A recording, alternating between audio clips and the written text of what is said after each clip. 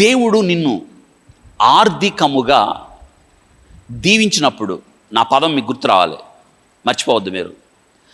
ఆర్థికముగా మీరు దీవించబడినప్పుడు, ఆర్థికంగా మీరు స్థిరపడినప్పుడు మనం ఏం చేయాలి తెలుసా? మన బ్రతుకు మారకూడదు, దేవునికి ఇచ్చే స్టాండర్డ్స్ మారాలి. మర్చిపోకూడదు మళ్ళీ. When God bless you financially, don't raise your standard of living. Raise your standard of giving. దేవుడు నిన్ను దీవించినప్పుడు, ఒకనప్పుడు ఏం లేదు మన దగ్గర, మనకు ఉద్యోగం వచ్చింది, మన బిడ్డలకు ఉద్యోగం వచ్చింది, మన దగ్గర డబ్బులు పెరిగినాయి, మన స్టాండర్డ్ పెరగకూడదు. దేవునికి ఇవ్వడం అన్న స్టాండర్డ్స్ పెరగాలి. కానీ మనం ఏం చేస్తాం తెలుసా?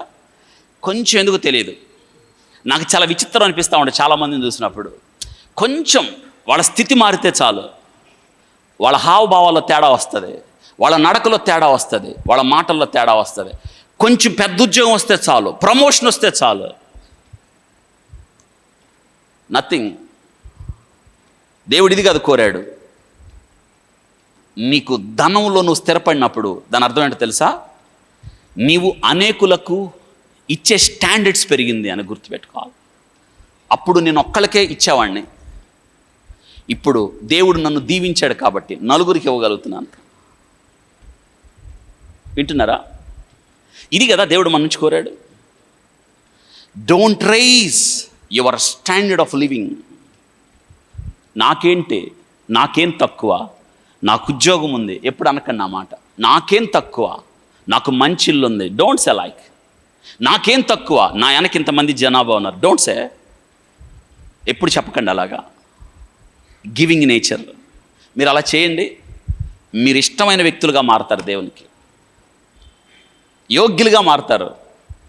మీరు ఏ స్థితిలో ఉన్నా, ఎంత ఎత్తుకు ఎదిగినా, మీరు మీ స్టాండర్డ్స్ని పెంచుకోకండి, దేవునిలో మీ స్టాండర్డ్స్ని పెంచుకోండి. దీనులుగా బ్రతకండి, తగ్గించుకొని బ్రతకండి. ధనాన్ని బట్టి అతిశయపడకండి, ప్రభు ఇష్టపడ్డు. పౌలు గారు చక్కని ఉపదేశం చేశాడు తిమోతికి. తిమోతి, ఈ లోకానికి ఏం తీసుకురాలేదు, ఏమి తీసుకొని వెళ్ళం, అన్న వస్త్రములు కలిగిన వారమై వాటితో తృప్తి నొందుదుము అని చెప్తాడు. ఇహలోకమందు ధనవంతులైన వారు గర్విష్ఠులు కాక, అస్థిర ధనము యందు నమ్మికుంచక, మనకి సమస్తమును ధారాళముగా అనుగ్రహించిన దేవుని యందే మన నమ్మికుంచాలని చెప్పాడు. Don't rise your standard of living. మనం అండి ఎంతమందిని చూడలేదు మీరు చుట్టుపక్కల? ఇహలోకమందు ధనవంతులైన వారు ఏం కావద్దు అంటే దాని అర్థం ఏంటి? ధనం మనకేం తీసుకొస్తుంది? గర్వం. ఏ రోజైతే నీ జీవితంలో గర్వము ఉద్భవించిందో ఆ రోజు దేవుడి నుంచి వేరైపోయినట్టు. దేవుడు తట్టుకోలేంది, దేవుడు సహించలేంది ఏదన్నా ఉందంటే గర్వం. తట్టుకోడు ఆయన.